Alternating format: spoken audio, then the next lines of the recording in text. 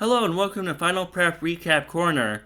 I thought I could give my thoughts on each final Kentucky Derby prep race and just tell whether or not it was a strong prep race and also give my overview of what happened throughout the race. I think it'll be informative and I also think it won't require that much editing so I can put out a lot more content on YouTube without stressing myself too much. And so I thought I would start off with the Virginia Derby, and I think that's the start of the final prep race as if I understand right. Let's start with the race, and I'll give my thoughts on what happens as we watch the race together. Here we go with the Virginia Derby. Getaway car heads straight to the lead. He's the one with the white blaze. Usually when the Baffert pacesetter secures the lead, it means he's tough to run down at the end. We've seen this countless times with Baffert horses. They secure the lead, and it seems like they're invincible once they secure that lead. But I think Lucas Nudis with American Promise. American Promise is the one with the white blinkers. And Render Judgment is in third, he's the one outside of them. But he's going to back off just slightly. He's not fast as the top two. And Getaway Car and American Promise, they're going to be alone on the lead. Getaway Car still has the lead, but he's being pressured. And that's the main point of the early part of this race. He's being pressured. He has a horse looking at him right in the eye. And that's going to be mentally draining on him. 23-12 for the first quarter. That's a fast fraction for 9 furlongs. And you can see Getaway Car is in deep waters right now.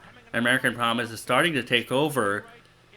And I think that Getaway Car is the type of horse that needs to lead uncontested. We saw this at Los Alamitos. We saw this at Sunland Park. If he has a fairly easy lead, he's going to convert that into a strong effort. Even though he lost to journalism at Los Alamitos, he still ran well. But this time he was looked in the eye from the beginning, and that didn't turn out well for him. So I have to give American Promise credit for being aggressive and enduring those fractions, 23-12 and 45-20, and 108-39 for the 6 furlong mark. And he's pulling away right now.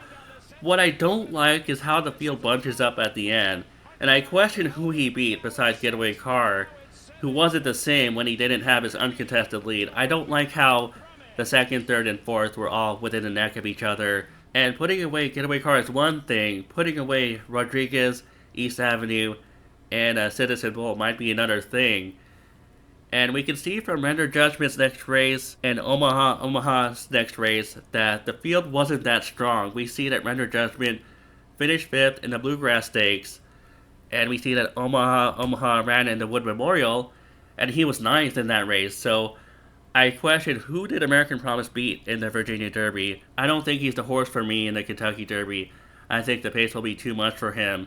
I can see those who think he will step up and improve off the Virginia Derby, but he's not for me. I think the pace will be too much. Anyways, thanks for listening to my thoughts on the Virginia Derby and American Promise. I don't think it was a strong race. I think it was a step up for him, and I think maybe he could be competitive in something like the Preakness. But I don't think he can win the Kentucky Derby. I think the pace will be too much. Thanks for listening. I'll be back more with prep race recaps. Stay tuned.